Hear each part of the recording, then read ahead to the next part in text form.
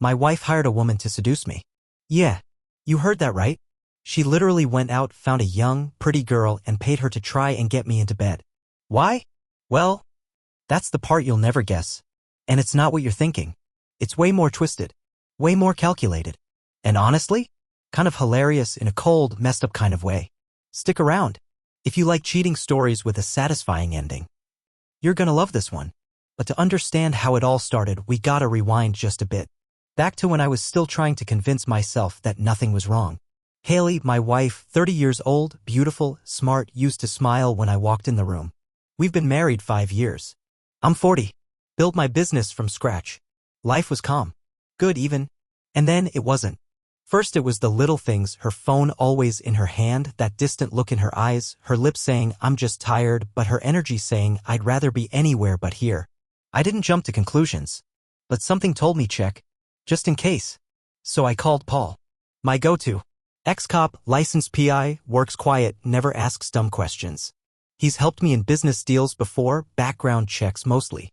Never anything personal. Until now. For days later, he called me. Said, you're gonna want to sit down. And yeah, he was right. Turns out Haley wasn't just tired. She wasn't stressed. She was rekindling an old flame. Some guy named Cody, her high school boyfriend. The same guy she once told me was her first real heartbreak. Well, now he was back. Working some basic job in town. Electrician or plumber, I don't even remember. But I saw the pictures. They were meeting. Not in a hotel. Not in his place. In my lake house. Let that sink in. The home I paid for. The one I bought for us. For peace. For summers. For our future. That's where she took him. When I saw those photos, I didn't blow up. Didn't scream. I smiled. Because I knew something she didn't. She started the game. But I finished things. Always. The thing about betrayal is once you see it, you start seeing everything. The lies aren't even clever. They just rely on you not looking. And I'd been looking the wrong way for a while.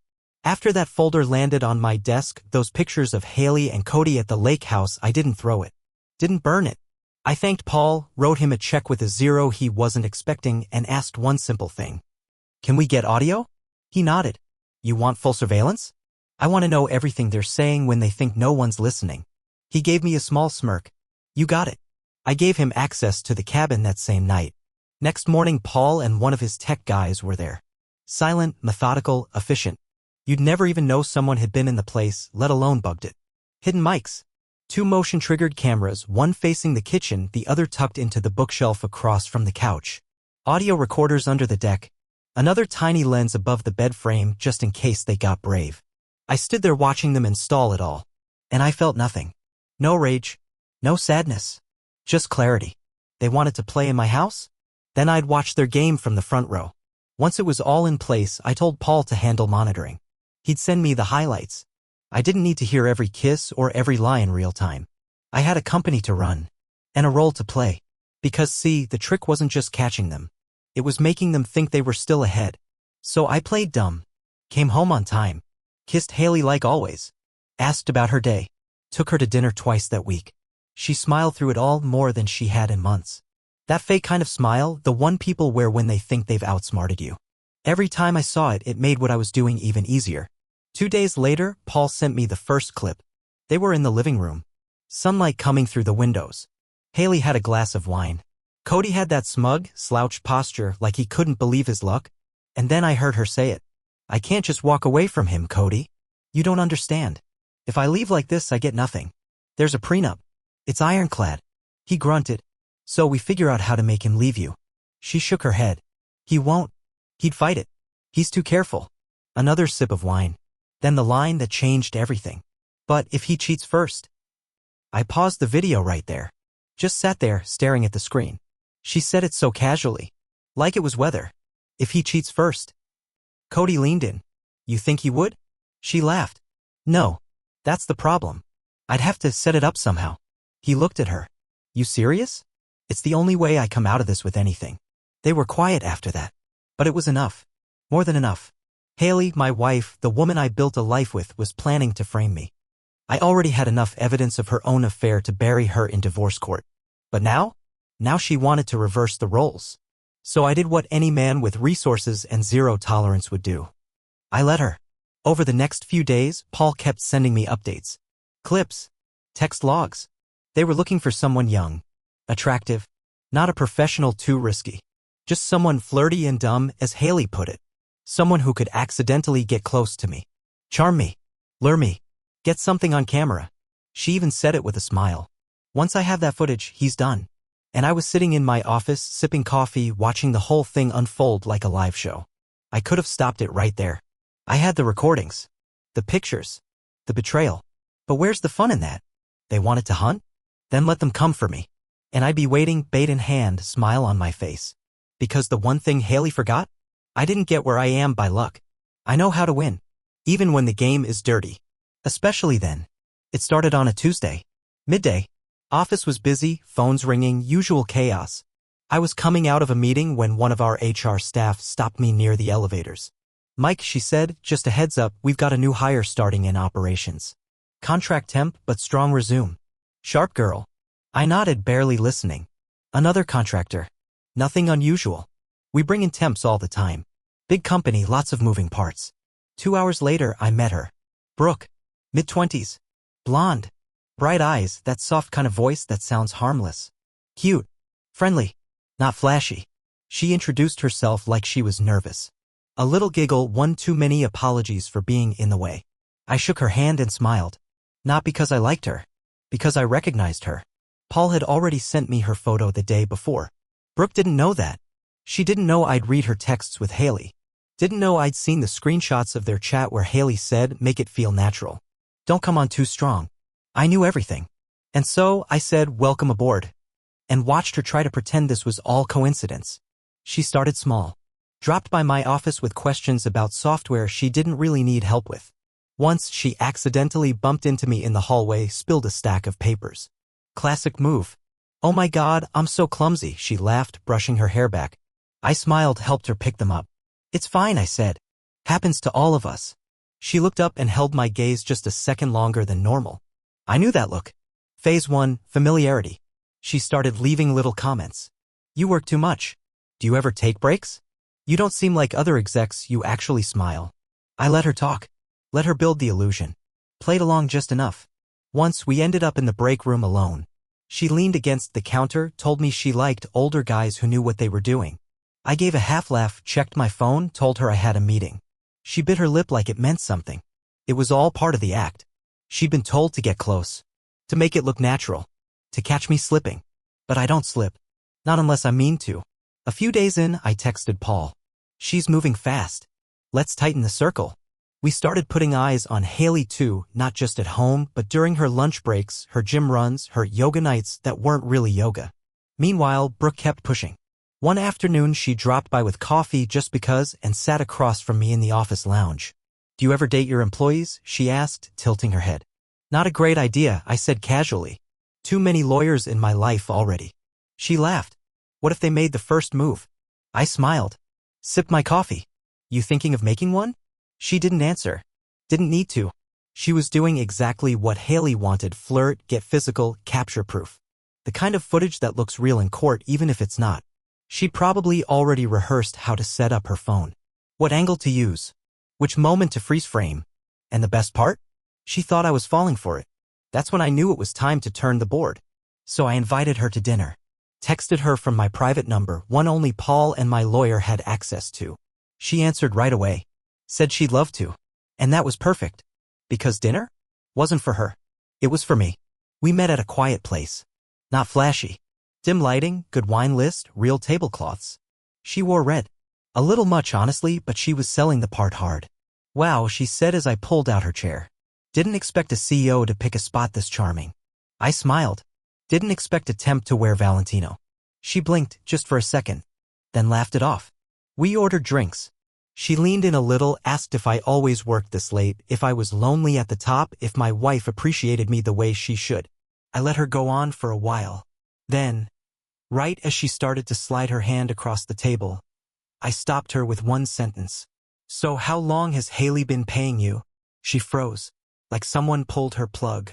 Didn't say a word, just stared. So I leaned back, sipped my drink, gave her time. Her mouth opened, closed, then opened again. I don't. No need to lie, I said calmly. I know who you are.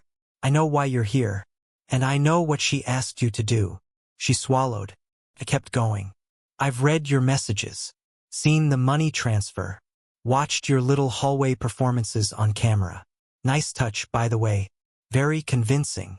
She sat still, but her eyes were moving fast. Fight or flight. I'm not mad, I said. You're not the first person to take a job they didn't think through. But let's not pretend this is something it's not. She exhaled. Slow. Her shoulders dropped. You're not gonna report me? No, I said. I'm gonna offer you a deal. She raised an eyebrow. You keep doing your job. Only now you work for me. She tilted her head. Doing what? Exactly what you've been doing, I said. Flirt. Pretend it's going somewhere. Feed her exactly what she wants to hear. Except now I'm writing the script. She went quiet again. I could see her weighing it. Morals versus money. Loyalty versus survival. Didn't take long. What's in it for me? Money, I said. Protection. And the chance to walk away from this clean.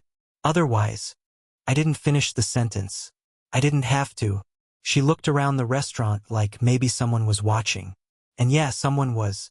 Paul had people in place, just in case she tried anything stupid. But she didn't. She looked at me, then nodded once. Okay. And just like that, the game flipped. Now we were writing the story. That night, we planned everything. She'd keep feeding Haley little updates. Nothing too obvious. Let the tension build. The big move would come later. A message that said I'd invited her to a hotel dinner. Suggestive. Private. Just enough to make Haley believe her trap was finally closing. And when the night came, we'd be ready. Because this time we weren't playing defense.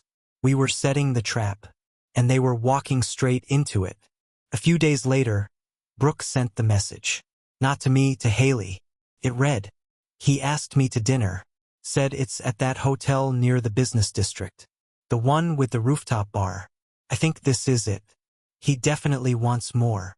We timed it for early afternoon. Enough time for Haley to get worked up. To fantasize. To feel like everything was falling into place. Paul monitored her phone from the passive trace we dropped 2 weeks earlier. And just like clockwork, 20 minutes after Brooke's message landed, Haley forwarded it to someone else. Cody. It wasn't even subtle. She just dropped a screenshot with the caption, he's taking the bait. You'd think they'd be more careful. But when people think they're winning, they get sloppy. That evening, Brooke and I arrived at the hotel separately. I walked in first, calm, suit pressed, like any other night out for someone like me. She followed 10 minutes later. Tight dress, high heels, red lipstick, playing the part with everything she had.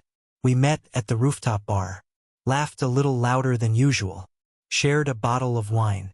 Nothing inappropriate, but enough for a few pictures to be taken from the right angle. Brooke had a small mic in her purse, recording clean audio. Paul's team was already posted nearby. One guy at the bar, another 2 downstairs in the lobby. We weren't taking chances. After about an hour, I glanced at my watch and said, you want to go somewhere quieter? She smiled, like she'd been waiting for the line. Sure, she said. Your place or?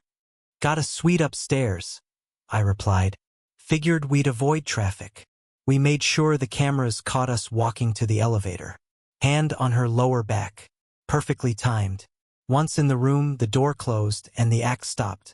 We both dropped the performance like a coat. Brooke laughed first. God, I hate these heels. Then take them off, I said, already loosening my collar. We've got about an hour before she takes the bait. The suite had snacks, drinks, and 2 laptops waiting. Paul had already sent over everything we needed. On one screen, live updates from Haley's phone.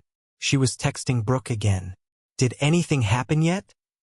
Brooke replied, we're having champagne now. Might be going up to the room soon, winky face. That's when Haley made her move. She pinged Cody.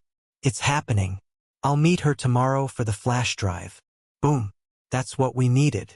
She thought the recording was real. She thought she had proof. She thought she was about to win everything. House, cash, settlements, sympathy. And the best part? She arranged all of it. She hired the girl. She scheduled the setup. She created the plan. I just flipped the script. Later that night, Brooke texted Haley one last message. We went upstairs. I got the footage. Can meet you tomorrow afternoon. Bar on 8th and Pine. Haley answered almost instantly. Perfect. Bring a backup. I'll have cash. You'd think someone about to destroy their husband in court would at least pretend to feel bad. But she didn't. Not even a little. And Cody? He wasn't saying much. Just texting, let me know when it's done. Watching it all unfold in real time was surreal. I mean, here's my wife. The woman I shared my life with. Lying in bed, planning how to ruin me, legally and financially. All because she didn't want to give up the lifestyle even after she'd already given up on me. I didn't feel sad anymore. I just felt cold. Focused. Because now everything was in place. The bait had been taken. The evidence was delivered. And the next day? They were gonna walk straight into a fire they built with their own hands.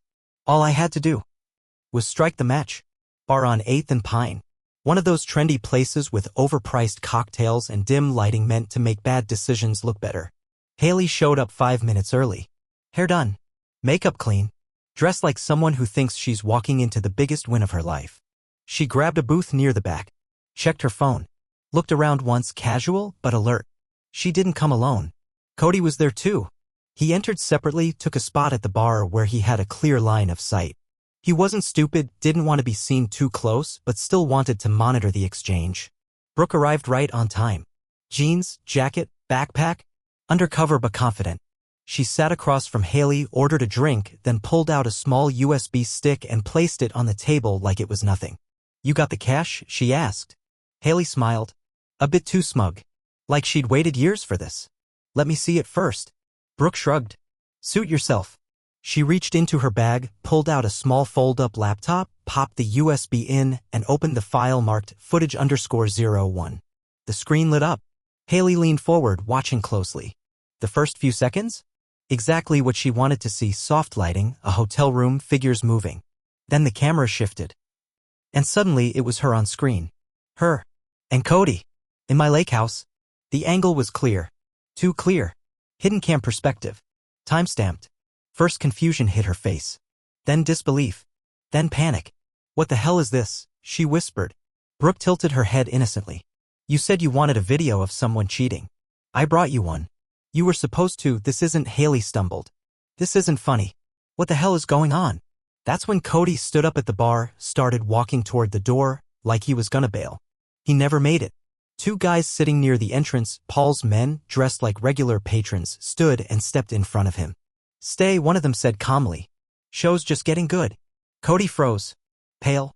Back at the booth, Haley was still staring at the screen, trying to understand how her entire world had just flipped. And then I walked in. Cap pulled low. Neutral jacket. Nothing dramatic. Just enough for her to take a second before recognizing me.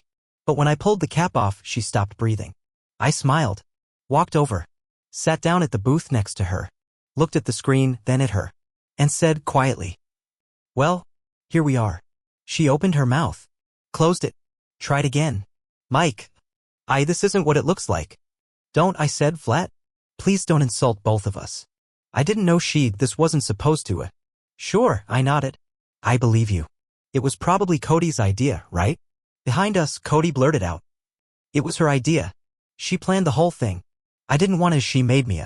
I held up a hand. Both of you shut up. They did. I looked at Haley. Here's what's going to happen, I said. Calm. Steady. We're getting divorced. You're not getting a dime. In fact, I'll have someone pack your things, what little I let you keep, and ship them wherever I damn well please. She looked like she might cry. But that's not all, I said, leaning a little closer. You and Loverboy over there? You're moving back to your sweet little hometown. That dump you used to cry about. She flinched. You'll stay there. Together. You'll live together. Work there. Eat there. Die there. And if either of you tries to leave or split, let's just say, I'll make sure the two of you regret ever being born. Mike, please, she whispered. No. You don't speak now, I said. You had your shot. You played your hand. And this is your prize. She just stared at me. A hollow, broken stare. I stood up, turned to Brooke, still sitting there, legs crossed, smiling like she just won the lottery. I offered her my arm. Well, sweetheart, I said. I believe we were talking about dinner? She took my arm without a word. We walked out slow, clean, with Paul's men flanking us. I didn't look back. Didn't need to. I already knew what I'd see. Two traitors, one flash drive, and a life they'd both just sentenced themselves to. The divorce didn't take long. When someone's cornered, really cornered, they stop barking. They start nodding. That's exactly what Haley did. She didn't protest.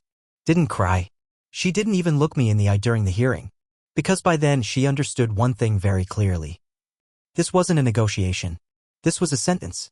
I brought everything, full documentation, her affair, her attempt to frame me, the hidden cameras, the messages, the girl she hired.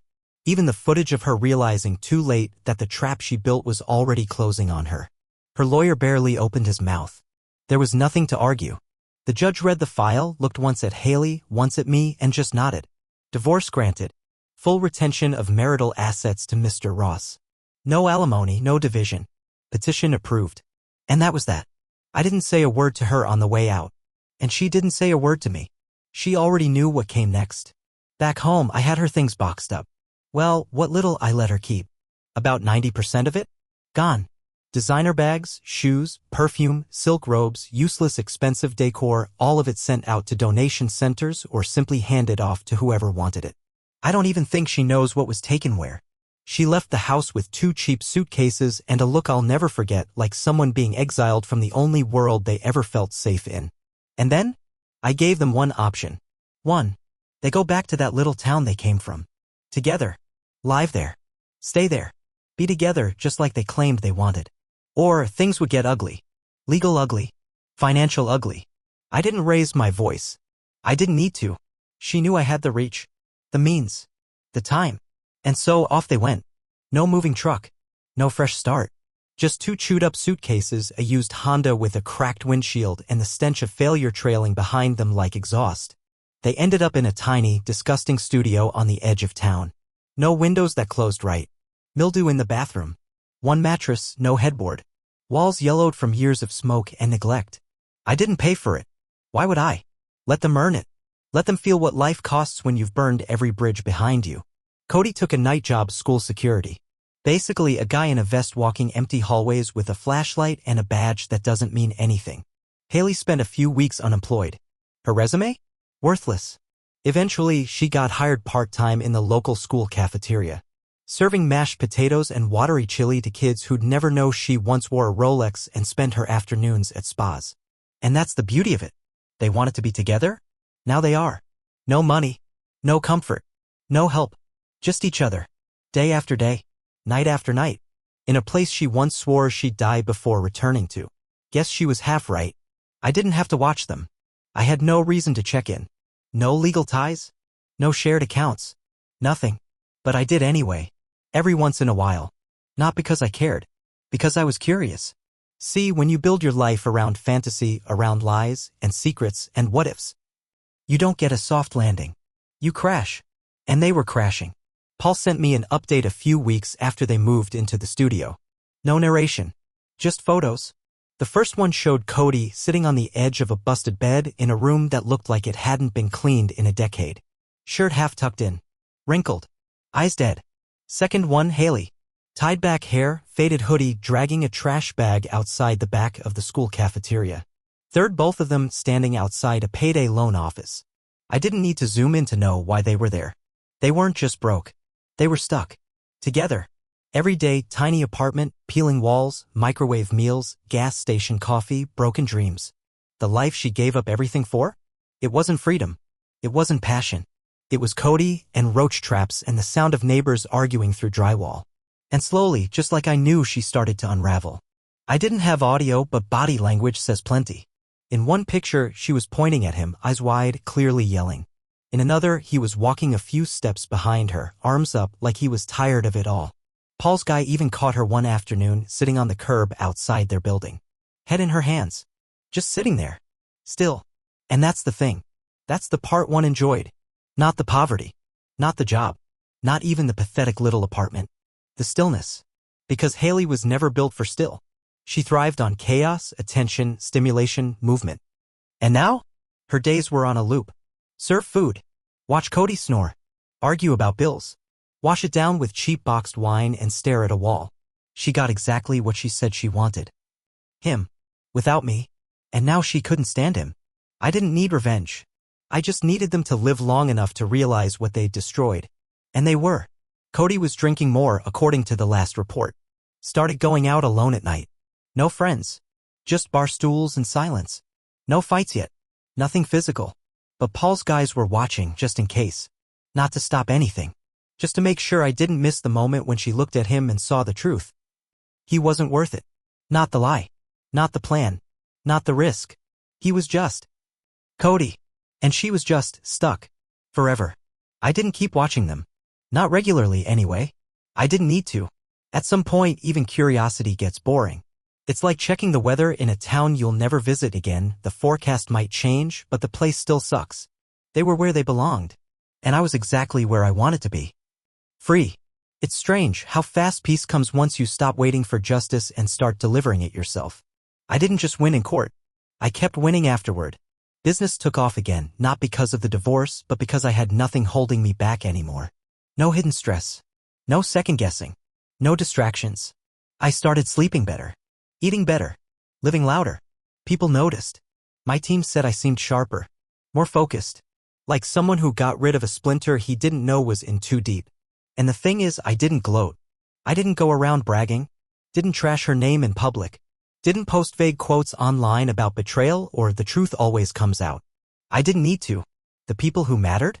They already knew. And the people who didn't? Weren't worth explaining anything to. Haley and Cody disappeared from our circles completely. She stopped showing up in any social feeds. Probably didn't want to post selfies from a roach-infested studio apartment with off-white blinds and half a couch. Cody? Last I heard, he got into a fight at a bar. Minor thing. Nothing legal. But it said enough. The shine had worn off. That first love fantasy they clung to, that high school flame they romanticized while sipping wine in my lake house. It turned into what it always was. Two bored people chasing a memory that never really meant what they thought it did. And me? I was moving forward. Got back into shape. Took a few long weekends out west, bought some new property, hired better staff. Even started seeing someone. Nothing serious, not yet. But real. Honest. A woman with no angle, no game. She didn't want anything from me except time. And I liked that. Funny thing is, she once asked about my ex-wife. I just smiled and said, she's doing community work now. And technically, I wasn't lying. She serves kids 5 days a week with a plastic hairnet and a fake smile. And Cody? He guards doors that never open. You know what the real lesson was for me? It wasn't about betrayal. Or revenge. Or how people will use you. It was about control. People think being rich means having money. It doesn't. It means having options. They tried to corner me. Tried to trap me. And all I had to do was flip the board. Let them feel clever just long enough to bury themselves. They started the fire. I just watched them burn. I get asked sometimes, usually over a drink, if I ever talked to the girl. They mean Brooke. And yeah, I do. Not often. Not outside of work. But yeah, she's still around. After everything went down, she didn't quit. Didn't vanish. Didn't try to leverage her way into anything. She just came in the next day, sat at her desk, and got to work. At first, I thought she'd fade out. Use the money I gave her, move to another city, start fresh. But she didn't. She stayed. And the funny thing? She turned out to be good. Organized. Smart. Quick on her feet. Started asking the right questions. Taking initiative. Solving problems before anyone else saw them coming. Eventually, I called her into my office. Told her, you were hired to be a decoy. But if you want to stay, really stay, that job's yours now. For real. She just nodded. No begging. No games. Just gratitude. And since then, she's made the role her own. No more pretending. Just actual work. We don't talk much outside the office. But once in a while, we grab coffee in the break room and I ask how she's doing. She tells me about her latest project. Her ideas. Her future. I tell her she's doing a good job. She reminds me a little of a niece I never had. Young, once lost, now figuring it out. She made a bad call. Then made the right one. And you know what? She's gonna be fine. Her story's just getting started. Mine? Well, mine's already been written. Lesson learned. Damage done. Closure delivered. Some people get apologies. Others get silence. And the truly lucky ones? they get consequences. So yeah, my wife tried to ruin me. Her boyfriend helped. And in the end, they both lost everything. Because I don't chase revenge. I just make sure people end up exactly where they chose to be. And me? I'm exactly where I want to be.